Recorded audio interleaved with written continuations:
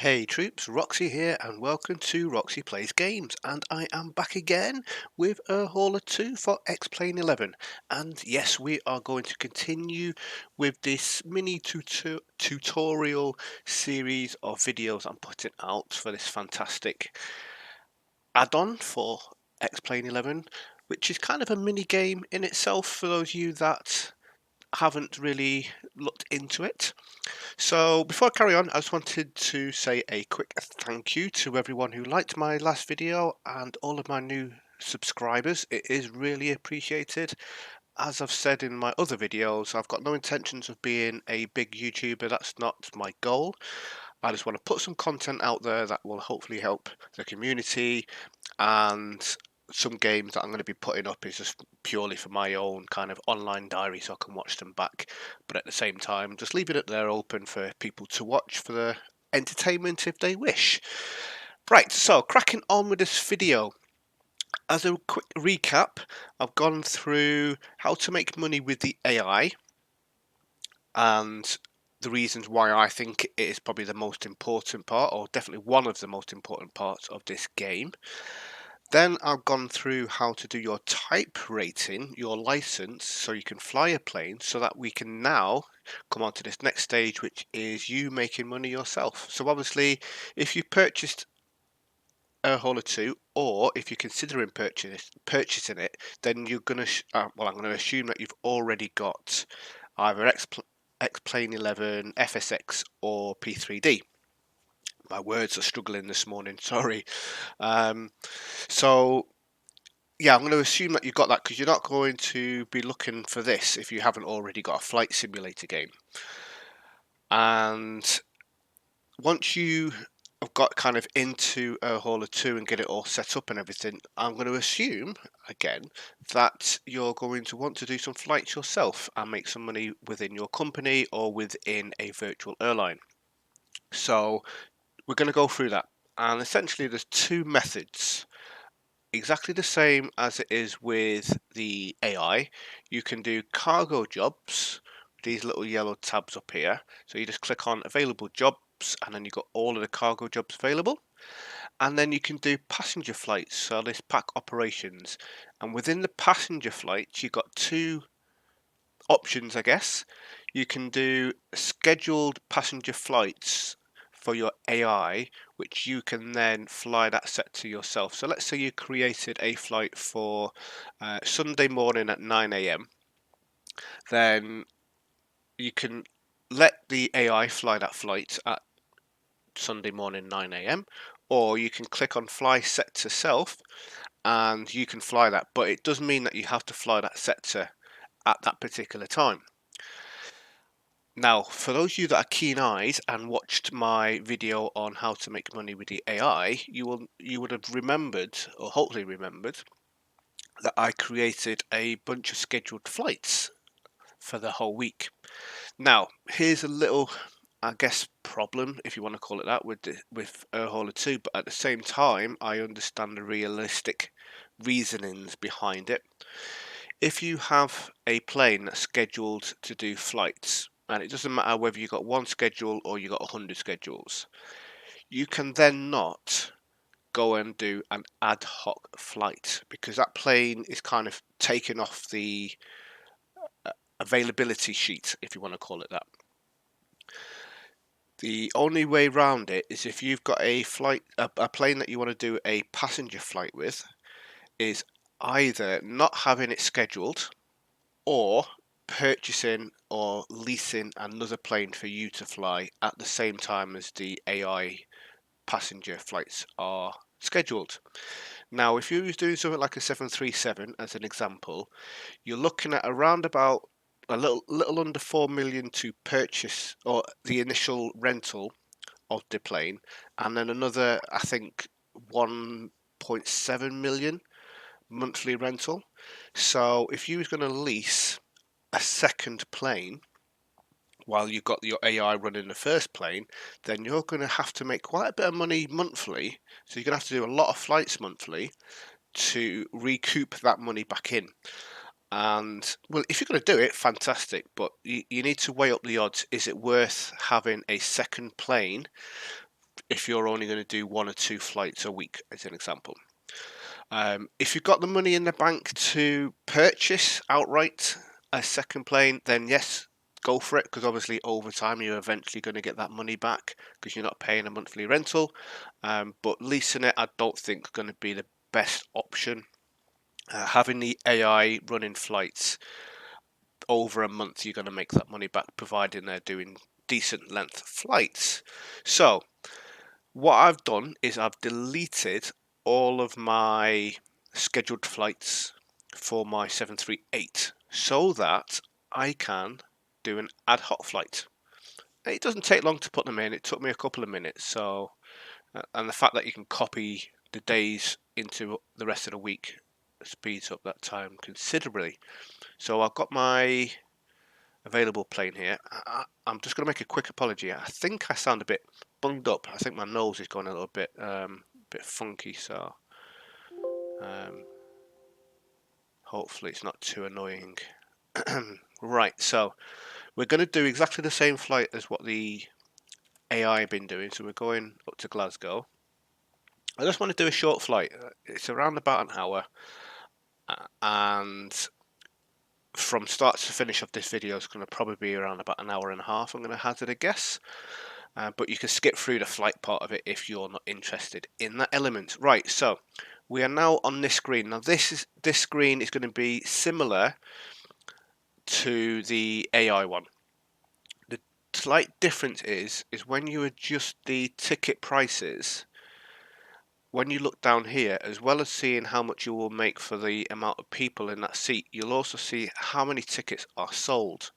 Now here's a really good thing, is when you go too high, you don't sell any tickets. So you know whether your ticket prices are too high. And on the flip side, if you have it quite low down, you're going to make very little money. So the trick here is, and what I found is using the arrow keys rather than the mouse is a little bit easier, is try and get this number here, not the tickets sold, but this number here, the amount of money you're going to make from the tickets, as high as you can. And there's going to be an optimal point where it's going to start going back down. So 5, 9, 7, 8. It's going to start going back down again. So there we go. So we know we're in the 8,000s.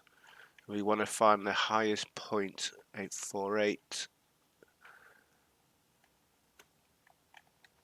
8866 I think is the highest. No, 8880. Right, so 8880 seems to be the highest that we're going to get. So we're only selling 30 tickets.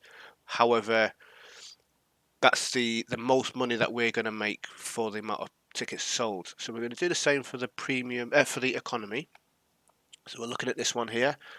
Get this as high as we can.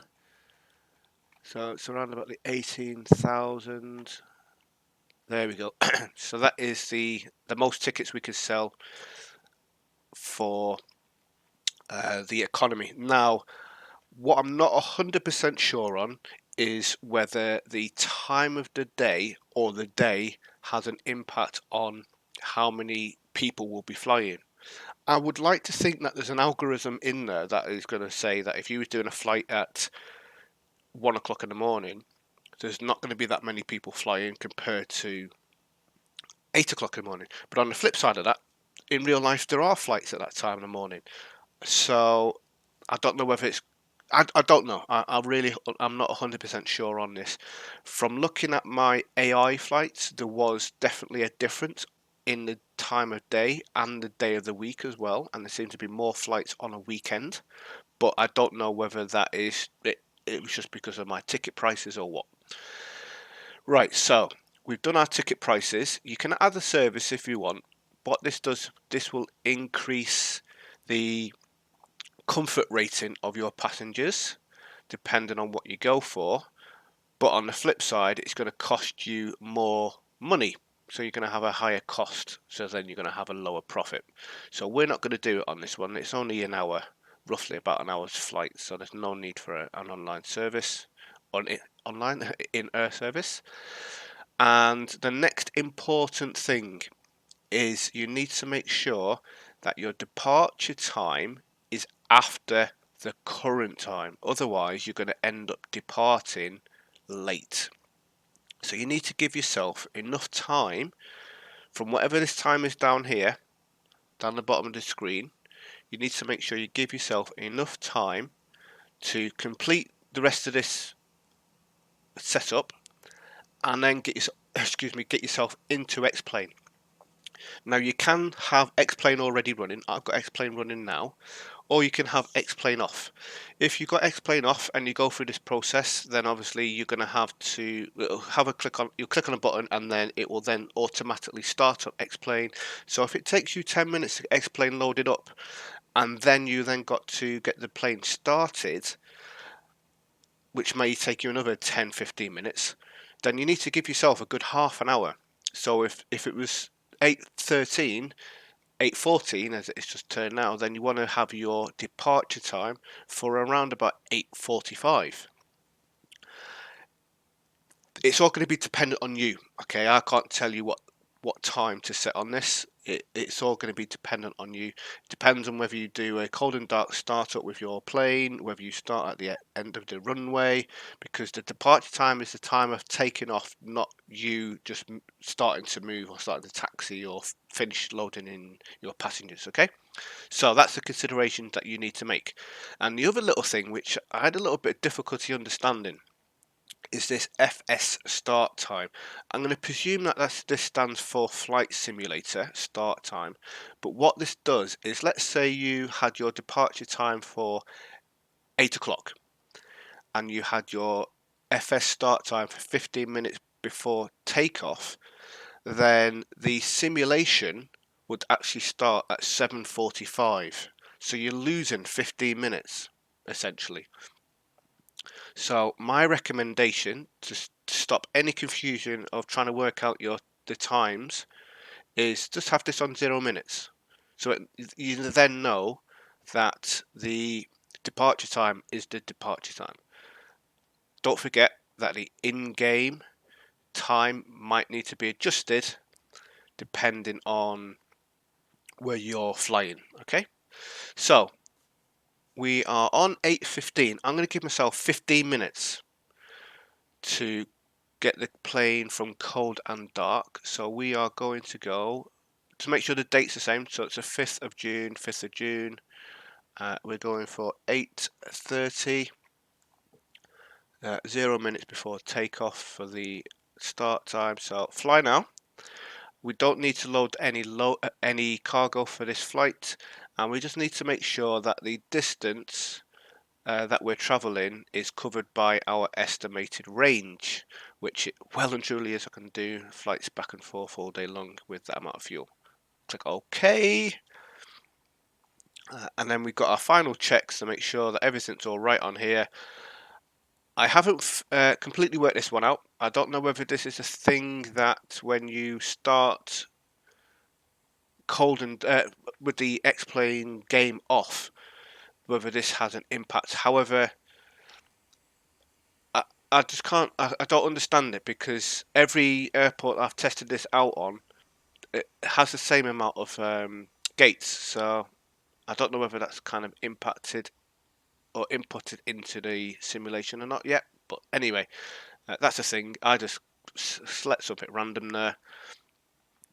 Altitude that we are going to be flying at is 28,000, I believe. Let me just check. Yep, 28,000. What I do need to do while I'm kind of multitasking here is check that. Right, okay. And then accept route and fly. Right, so if you start with Xplane off, this will then automatically start your Xplane. You won't have this pop up come here. If your Xplane is running, then this is basically telling you what you need to stick onto your, well, if you're flying a 737 as an example, the AVI tab. So I'm just going to quickly go into the AVI tab. For those of you that don't know what that is, I would recommend watching my cold and dark startup for the 737. I'm just putting this information in. Payload is 11,069. Done. Right, so that's all in the Avi tab. I can now click on OK, and then we can jump across to Xplane 11. So we've got our interface that has come up, and we have these two pop-ups. Once that one goes out of the way, get out of the way, you! Get out of the way. Let me just move this down the bottom, actually. Cool. Right, so what we want to do actually is we want to get up my little overview, overlay, sorry. Get that map up there. Move this to there so you can see. We don't need this. This in flight menu you can look at different things. I'm just going to close that down because I'm not interested in that. It's saying boarding in progress 2 minutes. So I'm going to be using my co-pilot to do some of the work for me. And I'm not going to be doing too much talking. Now I will talk about the pop-ups, but this isn't a tutorial on the 737. I'm literally just going to be flying and letting any in-game commentation, if you want to call it that, go on from the cabin crew and co-pilot and stuff like that. Right, so we've got a minute. Let's get this plane going. FMC. Oh.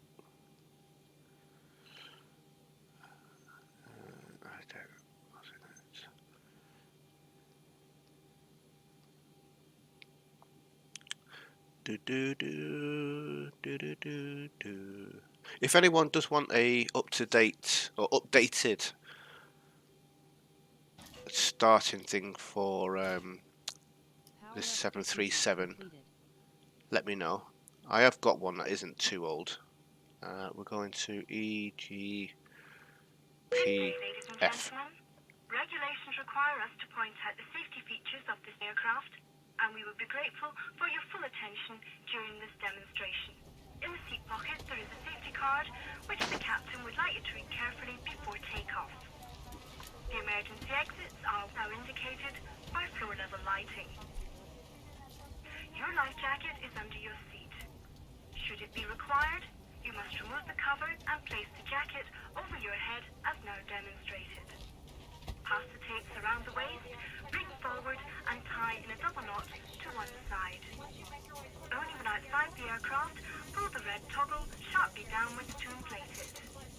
It may also be inflated by blowing through the mouthpiece.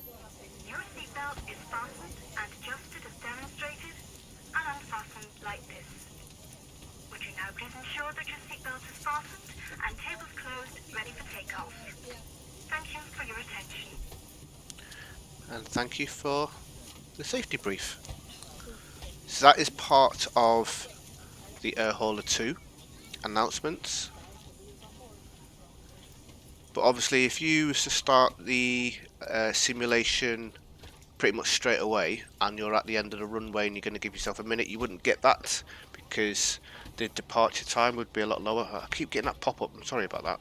It's a little add-on that I have, or a little plug-in, sorry, that I have for Xplane 11. Right, we're taking off on runway 27, TNT 2, and we're going to arrive at runway 5. No star for this. Let's go through the legs. We got a discontinuity. As you find your seat, please stow your larger carry-on luggage in the overhead bin and place any smaller items under the seat in front of you. We suggest stowing your rollerboards on this aircraft with the handle in first, wheels out. Let a flight attendant know if you need any help. On this flight, we offer personal device entertainment, one of United's private... Ground to cockpit. Please show me where you want to go. God, that guy is so angry. Right, let's get the plane there. Ground to cockpit. Tow is driving up. At that time, they must be stowed either under the seat in front of you or in an overhead compartment. Seated in an exit row,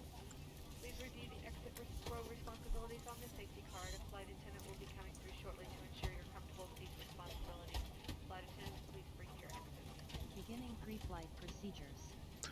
Right, so we've got 7 minutes until our departure slot. 28,000. Oops. On here.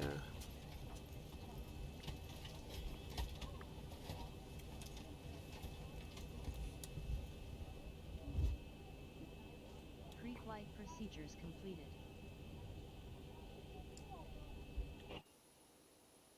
Oh, what's happened to my Okay, livery? all doors and hatches are closed, ready to connect. Get my livery back on there, please. What's gone on there? It's a bit random. Apply changes. Ryanair 2. There we go. So I do like using better pushback. It's free. Whoop. That's kind of cool.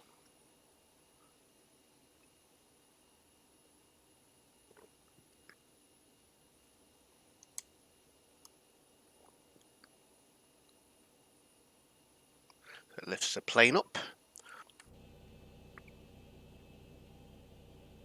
Right, we've got 5 minutes until departure. So connected and bypass pin inserted. Release parking brake. Starting pushback, and you may start engines. Right, let's start our engines. Engine 1 timing. Start valve open N2 rising. So runway 27, we want to be down that end, I believe. Let's have a quick look on my map.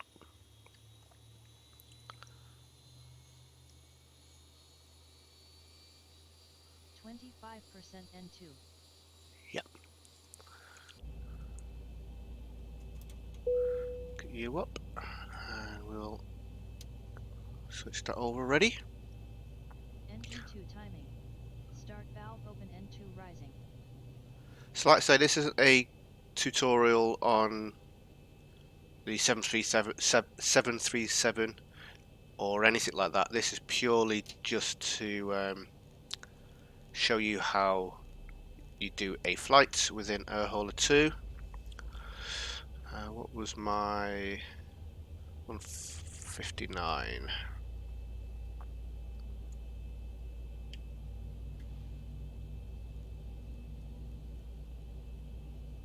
25% N2. Get up there, you. Thank you. Right, let's get the flight directors on and auto throttle. That's all sorted. We can have VNAV and LNAV ready.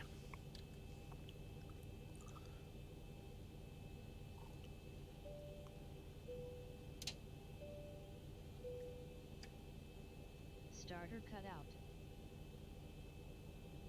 Welcome on board this Ryanair flight. Operation complete. Set parking brake. On this Boeing 737. Disconnecting tows. Stand by. Headphones during this demonstration. There are 8 emergency exits, each marked with a red exit sign. Four-path markings along the cabin aisle will illuminate in darkness and guide you to the nearest exit in an emergency. There are 4 main doors, 2 at the front of the cabin, 1 left and 1 right, and 2 at the rear of the cabin, 1 left and 1 right. There are 4 overwing exits in the center of the cabin, 2 left and 2 right. Please note the nearest exit to you, which may be behind you. To fasten your seatbelt, insert the metal end into the buckle. To secure, pull on the loose end of the strap, and to open, lift the buckle cover. In the event of a sudden loss of cabin pressure, individual oxygen masks will drop automatically from the panel above your head. If this happens, remain seated. Pull down Tow is disconnected and bypass pin has been removed. Hand signal on the right. We'll see you next time and have a safe flight. Don't worry if the bag does not inflate. Oxygen is flowing. To secure the mask, pull one end of the strap. Adults traveling with young children, please attend to your own mask first. Your life jacket is stowed in a pocket beneath your seat or in the panel above your head. In the unlikely event of landing in water, remove the jacket from its packet and place it over your head. Bring the strap around your waist, clip at the front, and secure as the crew are now demonstrating. To inflate the life jacket, pull down sharply on the red toggle. There is a mouthpiece for further inflation or deflation and a light to attract attention. Do not inflate your life jacket inside the cabin, as to do so will impede your exit. Further information may be found on the safety card, which is displayed within the area you are seated. Your captain invites you to read this card carefully before departure. Please now ensure that your seatbelt is securely fastened, tray table is in the upright and locked position, armrests down and window blinds open. We recommend for your comfort and safety that you keep your seatbelt fastened throughout the flight. There is a call bell, reading light and fresh air vent in the panel above your head. Portable electronic devices such as tablets and mobile phones in flight mode may be used throughout the flight. Please select flight mode now. Laptops must be stowed in cabin baggage under the seat in front of you or in the overhead locker for taxi, takeoff and landing. We would like to remind you that smoking is not permitted. Thank you for your attention. Please sit back, relax and enjoy your flight. Okay, thank you for that. So yeah, the Air Hauler 2 has some announcements that go on, mainly at the start, and the Zebo has some announcements as well, and you can change whichever one you want. I like the Ryanair one. It has a little bit of music at the start, and some of the announcements that go on during the flight's good. I think it's number 13 off the top of my head within the settings. Even though I have a Thomas Cook livery, it's the announcements for Ryanair, for those of you that was keen-eared and spotted that one. I'm not sure whether there is an announcement for Thomas Cook. I haven't gone through every single one of them. I just heard this one and thought, oh, this one sounds good. So yeah, like I say, it's going to be probably about an hour's flight. I'm not going to go through too much in it during the flight. I'm not going to really do loads of talking because there's not really much to talk about. There will be pop-ups coming up now and again about passenger satisfaction, and it'll either be going up or going down depending on how you're flying. So just keep an eye on that. If you're hand flying and it's a little bit rough, then you may be losing some satisfaction. Satisfaction. And like I said as well, I'm not doing a proper, like this is the proper procedures for flying the plane. I just want to get going as quick as I can, hence why I am using a co-pilot to do a lot of the work for me, to save a little bit of time manually doing everything myself. But I'll be a little bit realistic. I'll stop here and do before takeoff procedures and stuff like that.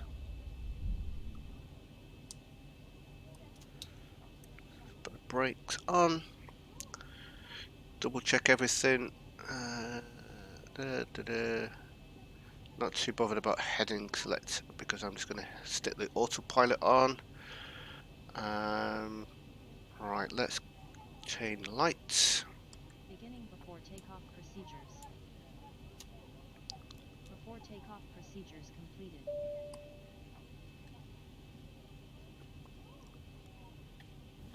Okay, the cabin is secured. Have a good flight. Right, cabin is secure. Now, normally this door would be closed, but I've left it open so that you can hear the cabin announcements a little bit easier. Right, let's start the clocks.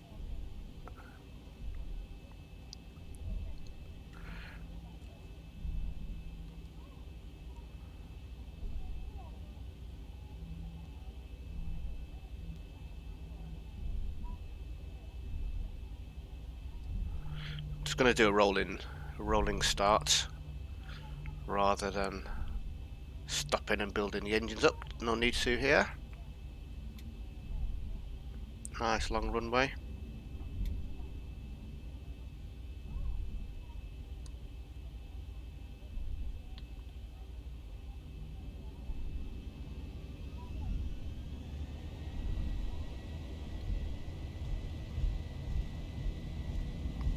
Airspeed alive. Takeoff thrust set.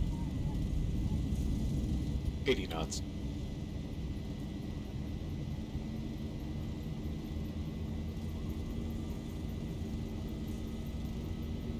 V1 rotate.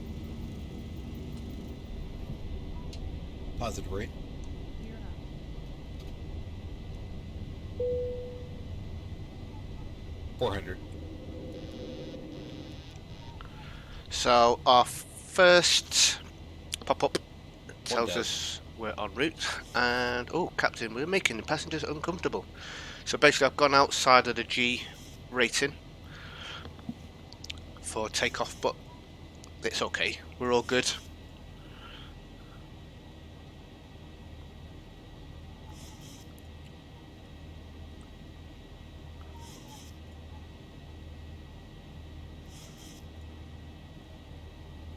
Flaps 1.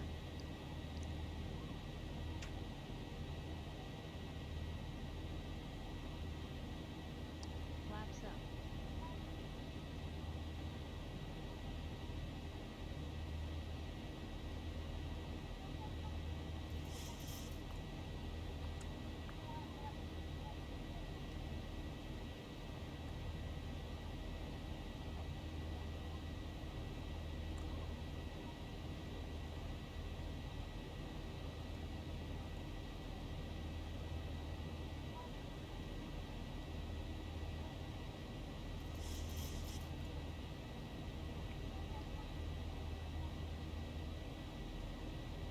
Gear off, auto brake off.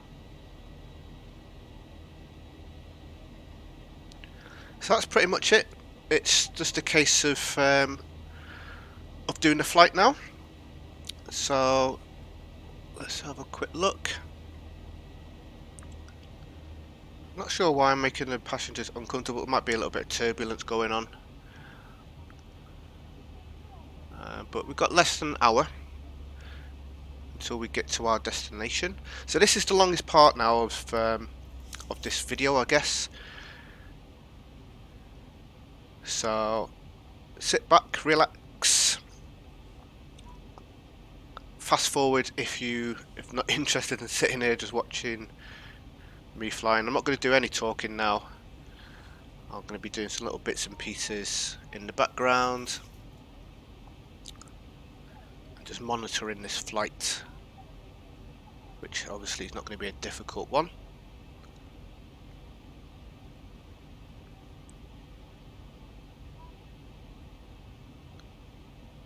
Got quite a short time actually at maximum altitude. But yeah, anyway, so fast forward if you wish.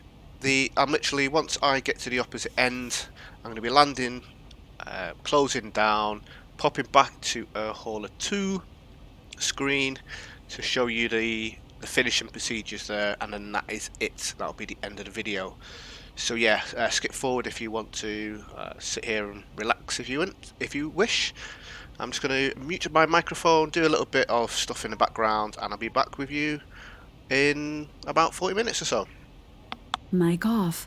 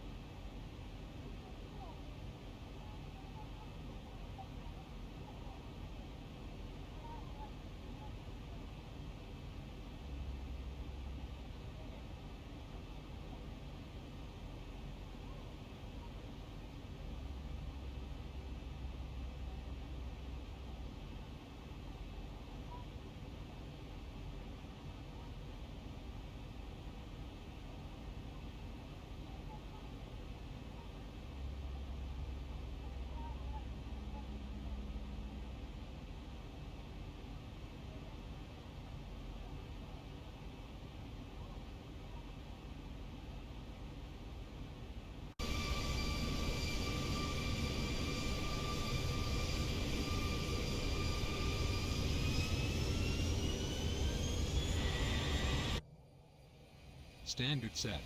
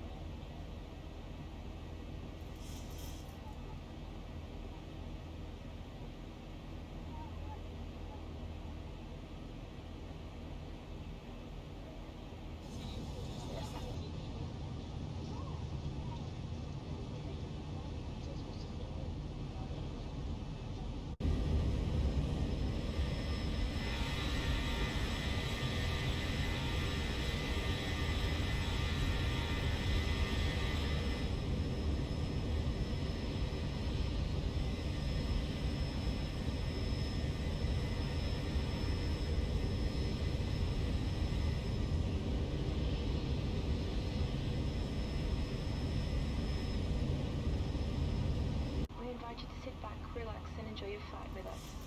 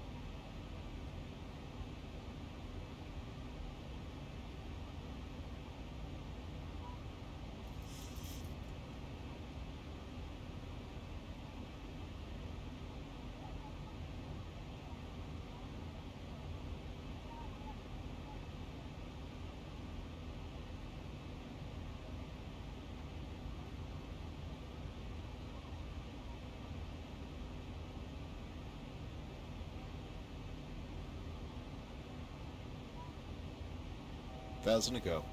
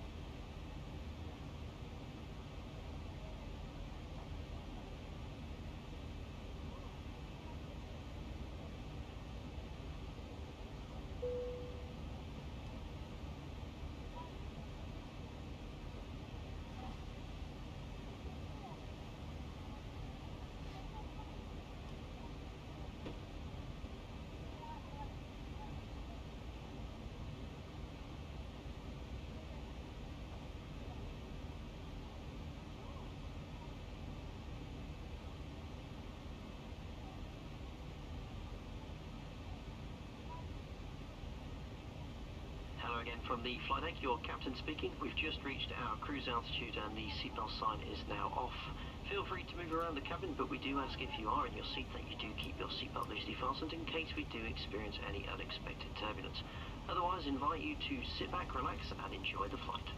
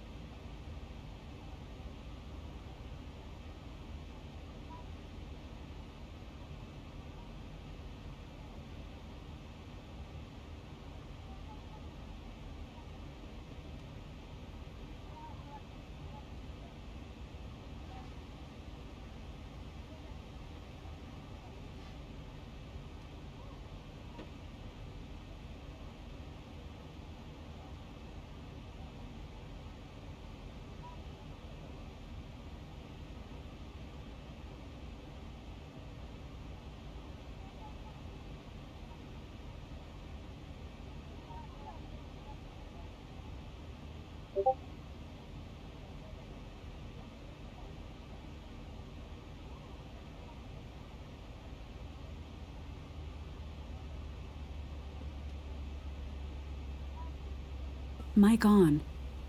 Hey guys, I'm back. So for those of you that are still watching, thank you. Sorry it's not been exciting. I haven't sat here and waffled on for the last 20 minutes or so. I just had a few little things wanted to get done, and I figured it isn't a it isn't a tutorial on the plane and the flight. It's literally just all about Airhauler 2. So yeah, anyway, we are coming to top of descent, so let's just do a quick announcement. Hello again from the flight deck. We are just commencing our descent. Looks like we'll be landing ahead of schedule and the weather conditions are looking good at our destination. We'll be touching down in less than 30 minutes, so do make your way back to your seats. Thanks for choosing to fly with us today, and it's been a pleasure having you on board.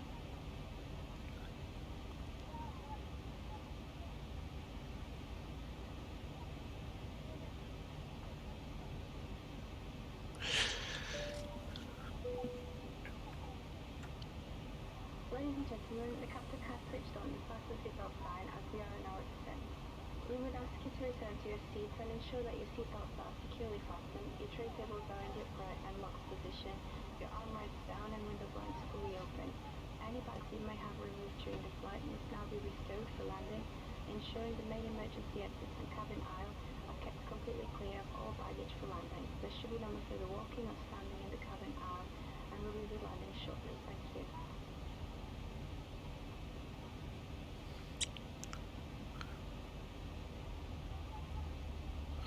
Right, so we haven't got long until we're going to be landing. We haven't got a big arrival or anything, so let's prepare a landing. Captain crew, seats for landing, please.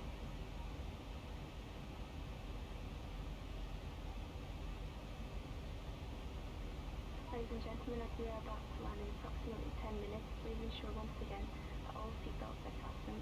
Laptop computers and larger portable electronic devices must now be switched off and stored under the seat in front of you or in the overhead lockers provided. Thank you.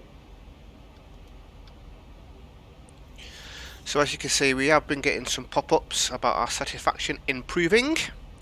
The ETA, obviously we're going to be ahead of time, so that's going to be a plus for us. Passengers are always happy if we get there a little bit earlier,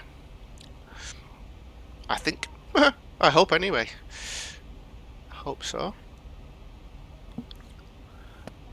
So yeah, not too long to land now. We've got a little over 10 minutes and we can then go through the closing down procedure for Airhauler 2, and then that will be this flight all done. So yes, for those of you that have stuck around, thank you very much. Hopefully this has been of some use. It did take me a little bit of playing around to kind of understand it, and that's why I'm putting a video out for you guys to have a look at, because it saves you the pain the pain that I went through. And obviously anyone that doesn't understand what to do, they will generally look for help either by asking people or searching on Google or YouTube. So there isn't many out there for Xplane 11 people doing this. There's plenty for FSX and P3D, but they're all dated, they're all old, because obviously it's been out for, I don't know, 3 or 4 years, whatever it is, for that platform. Some of them don't even have the virtual airline and the factories in the videos because it wasn't even out. So that's the main reason why I wanted to do this, because it's one of these things that is, I guess it's like Marmite, you either love or you hate. But for anyone that is doing a lot of flights, if you haven't got a purpose within your flight simulator and a reason to go and do that particular flight, I don't know, let's say you wanted to go and visit a place because you've been there on holiday, or you got a family member that lives there, or a friend or whatever, then that's kind of a reason. But if you haven't got a reason, it's kind of like, why am I going to fly from A to B? This gives you that purpose, and gives you a reason to do that flight. And then obviously if you get involved in a community that is using this as well, then you can have your little company and your virtual airline and kind of set up jobs and missions, especially if you are the person who's in charge of the VA. You can just throw a load of jobs on there, task them out to people and say, right, this job needs to be done, blah blah blah, when can people do it? And yeah, it's a lot of fun. I enjoy it. It gives me an extra reason why I can fly, or why I want to fly. And as an example, last night we did a multiplayer flight, and I actually had this was obviously on my main account. I had my 738 at the airport within Air Hauler 2 for departure, as well as in game, and I did the flight and earned some money. So I was doing a multiplayer flight and earning money at the same time, so it kind of made sense to do that. Give me a reason to do the flight other than just doing the flight in the multiplayer environment. Right, we're just coming up to 11,000 feet. Not long to go now, peeps. So I can probably set our approach reference. 143 knots, quite fast. We are heavy because we've got a lot of fuel on board, but that's all fine. Auto brakes, I should be okay with 2. In fact, I'm going to go for 3 just because of the speed that we're coming in at.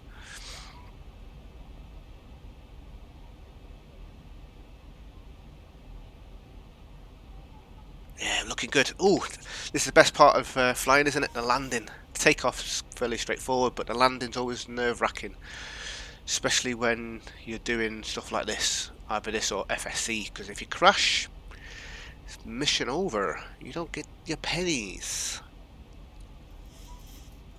I've not actually crashed doing an Air Hauler 2 flight, so I don't know what happens.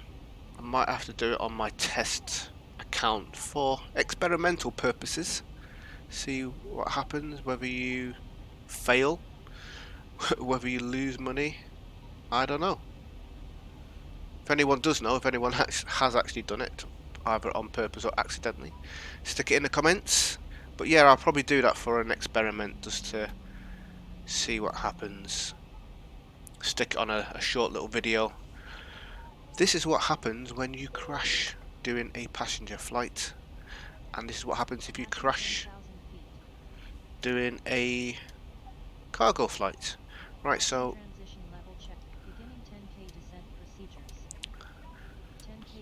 lights are going on, co-pilot is doing all of that.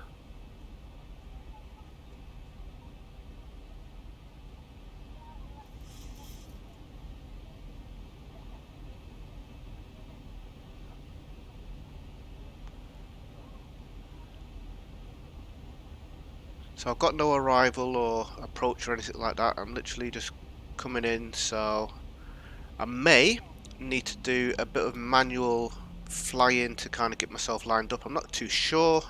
I've not done this route personally. I've had my AI doing it, but we'll see. And one thing that you may or may not know is you get your landing rating. So whether it's smooth, okay, that's the 2 ratings I've got so far. If you have a hard landing, then you will take plane damage, so obviously you're going to have to do some repairs if that does happen. So just be aware of that. Get some flaps out, get the speed down, because I haven't got much, because I've got no arrival or approach. I'm not going to have much time when I swing around onto a runway heading, which is going to be off to the right. Well, probably more kind of down this direction actually. 049.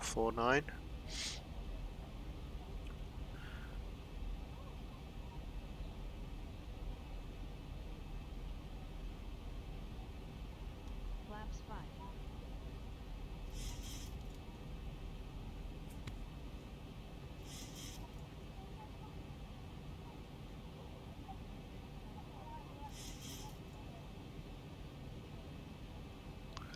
Bit of a cloudy day today as well. I'm using Active Sky to do the weather for me, and yeah, cloudy everywhere. So I can't even see the runway at the moment.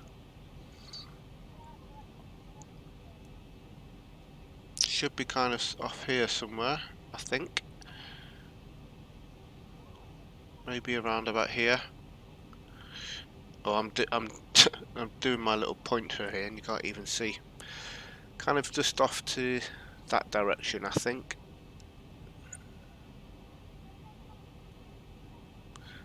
But we will see soon. Coming in.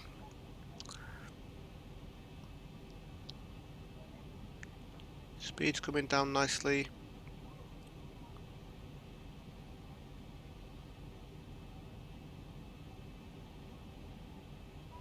Let's hope we get a good landing. Don't damage the plane too much.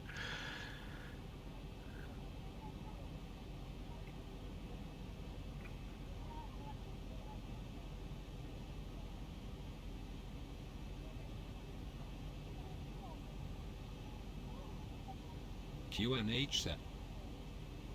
Thank you.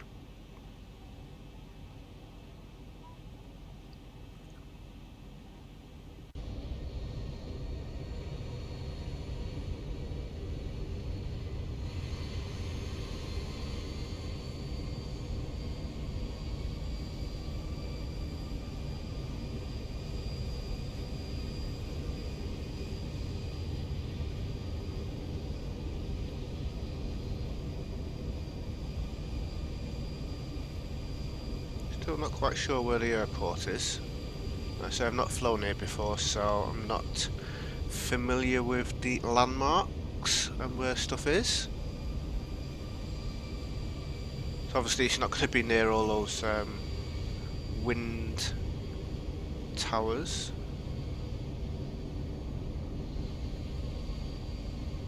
It's probably hidden by these clouds somewhere, I'm guessing. Unless it's a little bit further out.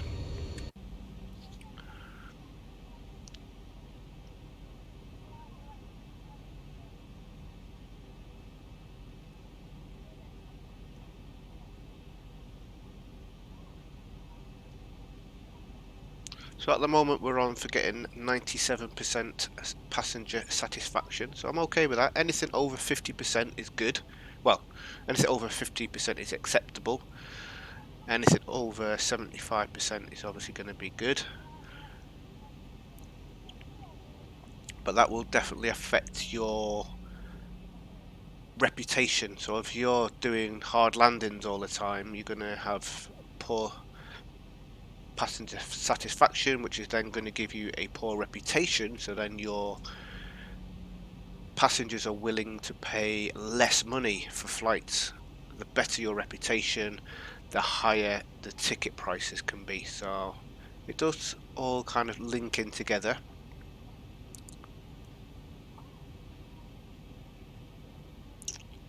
Still got a bit of a distance to go actually, so wasn't quite where I was thinking. A bit further out this way somewhere, the airport. I like visiting new places, kind of get an idea of where they are and landmarks. So obviously like this football ground, so if ever I come in here again I can think, all right, there's a race course or a athletics track or something there, there's a football ground, you got the coast here.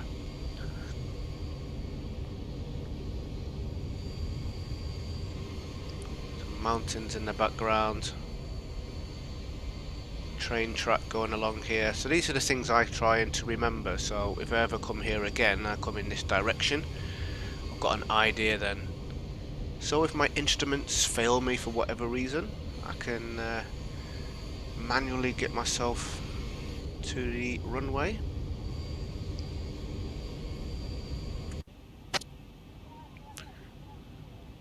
And this is what the passengers would be seeing if they was looking out of the windows.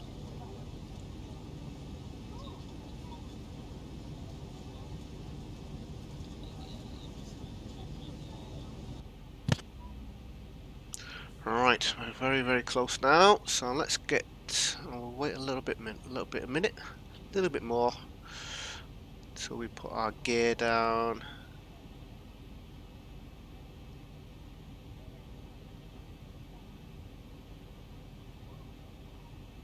So this is the 737-800, and it's the 4K version. So the best kind of detail with everything inside and out. So it does impact your frame rate quite a bit. I'm also using Orbex. So again, that's going to impact the frame rates, but you know, I'm getting around about 20 FPS with my settings all the way as high as it possibly can go. And I'm not using Vulkan at the moment. This is just the normal Xplane. I've not gone on to Vulkan yet. I've tested it out. I generally get around about an extra 20 to 30 FPS more, depending on what plane and where I'm flying. 1,000 to go. Right, so we're going to be beginning our bank to the right very soon. So I'm guessing the runway must be there somewhere. Can't quite see.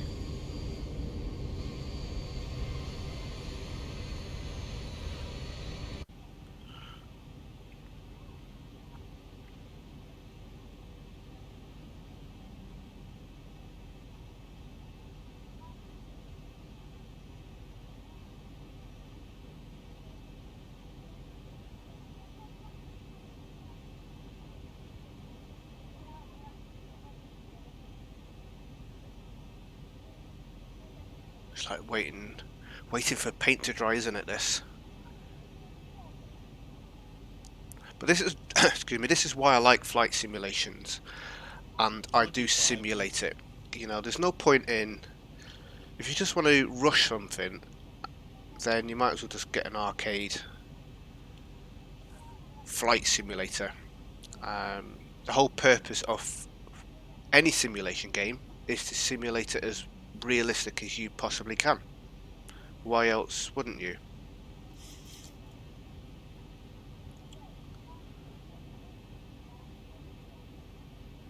Right, let's get the gears down. Oh, we're on 100%. Let's hope we can have a good landing.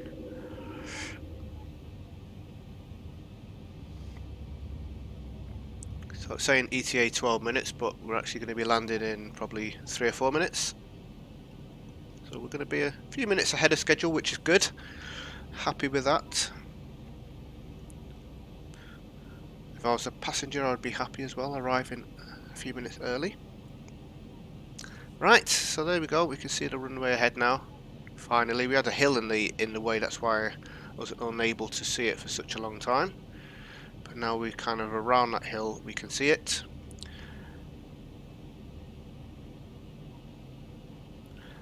And I've just realised as well why my frame rate is as low as it is because I'm actually got some stuff running in the background as well, doing some video decoding for another video, so that's impacting my CPU quite a bit. I normally get, on average, around this in the UK anyway, for Orbex flying this plane. I generally have around about 30 to 40 FPS, which is plenty. Anything above 20 is good. But then other planes in other areas, I can have between, I don't know, 50 to 80, sometimes a little bit more. But to be honest, anything above 20 is what you need, because when you start dropping down to like 10, then things are going to go quite bad. Now what I have just realised is I have completely missed my flight path because I was too busy talking and not concentrating on my flight. So I'm just going to go into heading mode. I'm going to do a quick swing around and get myself back onto that flight path. Totally not concentrating then on my flight and waffling on about frame rates. You donut, Roxy. So that's not a problem. I'll just do a little swing around, get myself back out.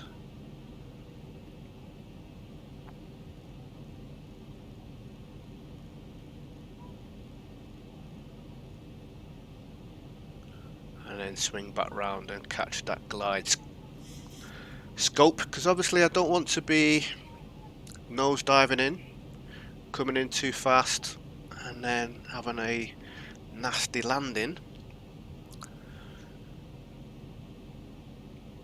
Now, I could have done a flyby, done a little hold somewhere and all that sort of stuff, but I want to get myself landed as quickly as I can. Wasn't really intending on doing this, that's for sure. That's going to add on a few extra minutes, so apologies for that. Multitasking, that's why I don't do much talking in stuff like this, because my brain doesn't cope with doing two things at once. So what I'm looking for is this magenta diamond to get back up here again, and then I'll spin around and then I can get the autopilot back on for the VOR lock and then approach.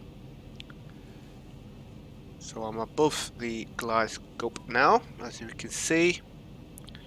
We want it here, and I'm going to give it a little bit more so I've got enough time to hit buttons. It should be fine. So let's spin this back around to 49. Whoa, a little bit too much there. 49 please, sir. Thank you. My co-pilot didn't help me out, telling me that I needed to hit the buttons. So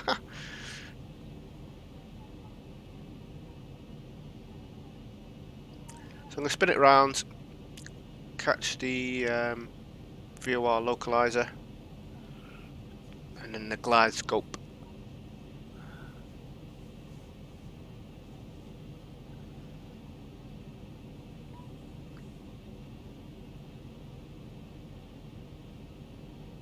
I'm going to concentrate this time, I promise.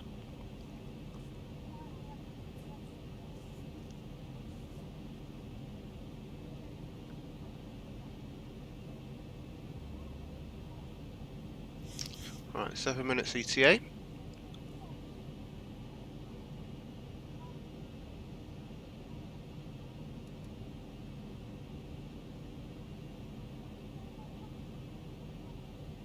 Localizer captured.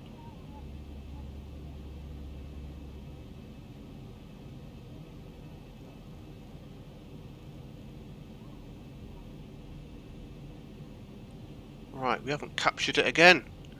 I was a little bit off though, wasn't I? Come on, Roxy, what's going on here? Showing my terrible flying skills now, aren't I? I was a little bit too far out. So, I'm going to spin it around one more time. I apologise, guys. The pressure of recording my flight.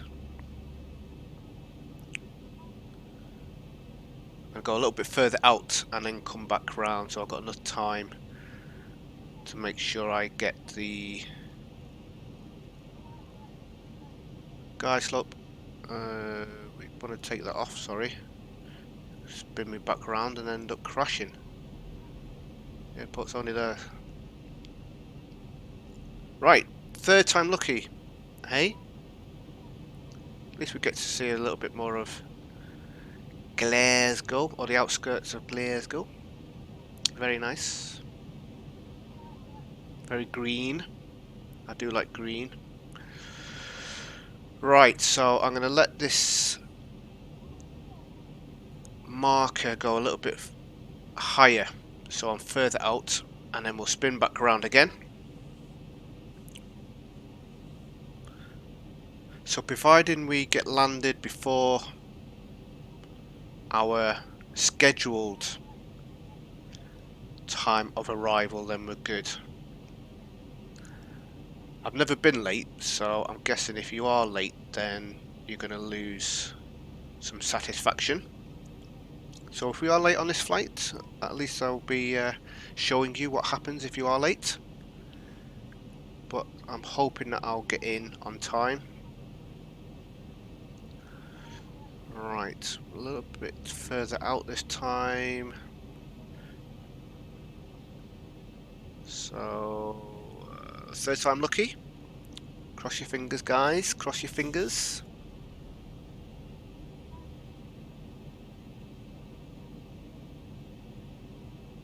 Like I say, I'm not one of these people that's just going to nosedive it in to get the plane on the runway. Certainly using air hauler 2 because that's just going to wreck your plane and give you bad passenger satisfaction, which obviously I don't want to have. Right, let's try and capture the glide slope this time. I said scope before, didn't I? Slope, glide, slope. That's my old tongue twisting coming in. I used to suffer quite bad with stuttering when I was younger.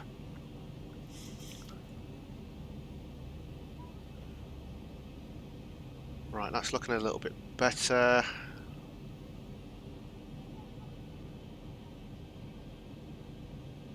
Glide slope's coming in.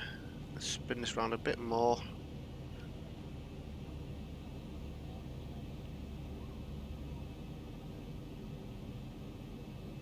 Right, VOR lock.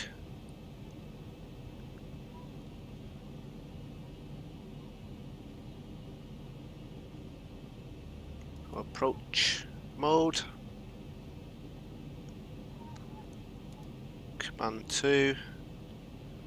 Fingers crossed we'll actually catch. There we go. Thank you. Right, flaps 30. We have a speed reference of 142. So that's quite fast. Quite fast. But we'll roll with it, see what happens. I'm normally coming in at around about 120 or so, but like I say, we've got a lot of fuel on board.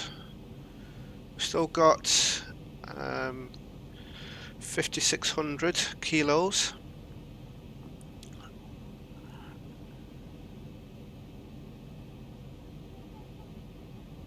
Oh, ETA 2 minutes. Ah.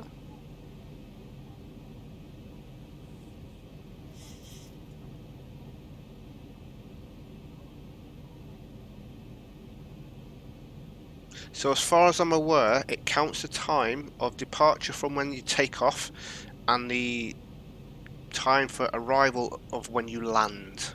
Okay, it doesn't take into consideration taxi time, as far as I'm aware. Okay, so we should see, once we land, a pop-up come up, and then we'll get ourselves parked up.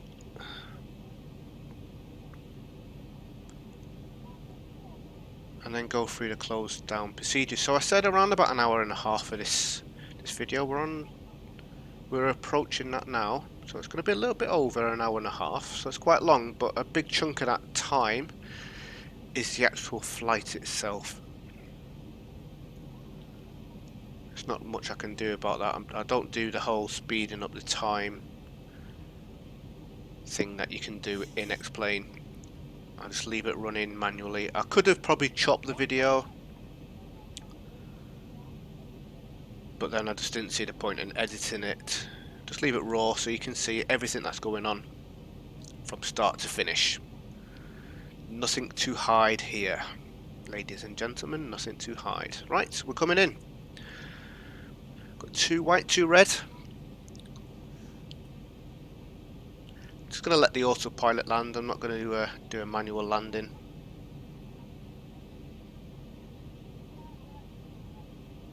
That runway, how long is this runway? 8,700 feet. We should be good. We are going quite fast though, so I might stick on maximum auto brakes. 500.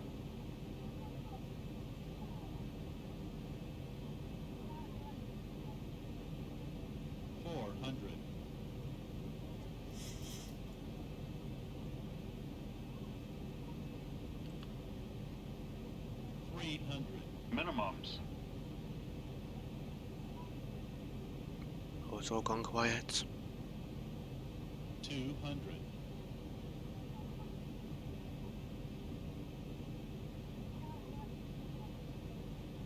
100. 100. 50. 50. 40. 30. 20. 20. 10. 10. Speed brake off. Reverser is normal.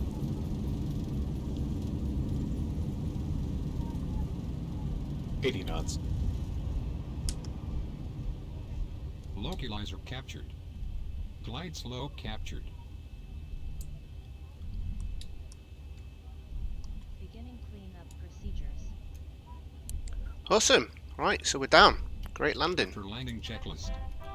Brakes disarmed. EPU started. Thank you for flying Ryanair. Last year, over 90% of our flights arrived on time.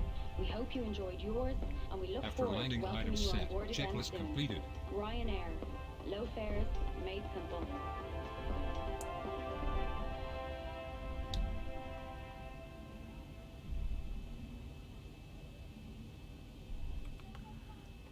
Ladies and gentlemen, you're all very welcome to this airport. For your own comfort and safety, please remain seated with your seatbelt securely fastened until the aircraft has come to a complete stop and the captain has switched off the fasten seatbelt sign. Please refrain from smoking until you have reached the designated smoking area, which is well outside the terminal building. On behalf of your crew on board today, we'd like to thank you for choosing to fly with us, and we wish you a safe onward journey. Yes, thank you. And thank you for those of you that are still here watching this video. So if you like the video, give us a thumbs up. If you are new to the channel, subscribe. I do intend on doing a couple of more videos for Air Hauler 2, and then I'm probably going to do a series of videos which is just going to be me just doing jobs, basically different places, and I'm gonna do them all on my main account rather than just keep doing them on this tutorial account. So we'll get the tutorials all done for everything that needs to be done.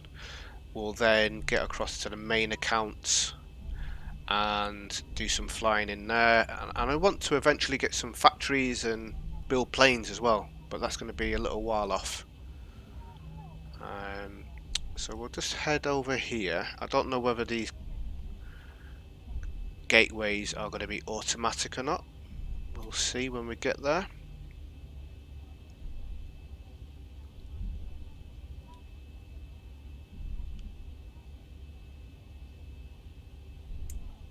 Doesn't look like it.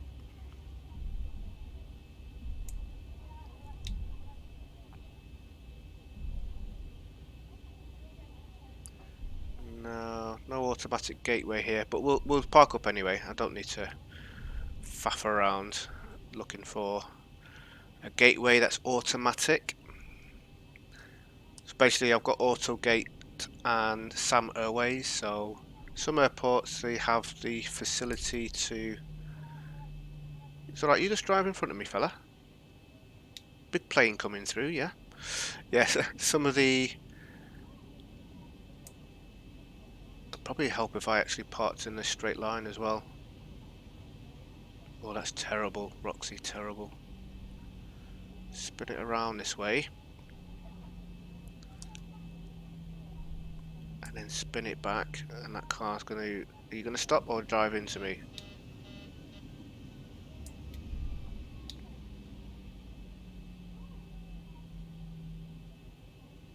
Making a hash of this, aren't I? I'm normally a little bit more aware of what I am doing. Right, let's have a quick look. Oh, that'll do.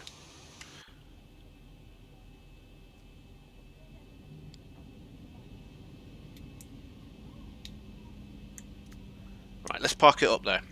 Right, so we need to do our shutdown procedure. This actually looks like it might be an automatic gateway, I'm not quite sure. But here we go, so disembarking passengers, close Xplane and Alt Tab back to air hauler to complete flight. Now this is... Shutdown procedures Cabin crew, complete. can we have the doors to manual, please? Doors to manual and cross-check, thank you. Oh, the gateway is running. Although it's going to go in the wrong place because I parked my plane in the wrong place. But anyway, or it might line us up. So we've got this pop up. We don't need to close Xplane. That's what they recommend that we do. Looks like I'm going to crash into the side of me.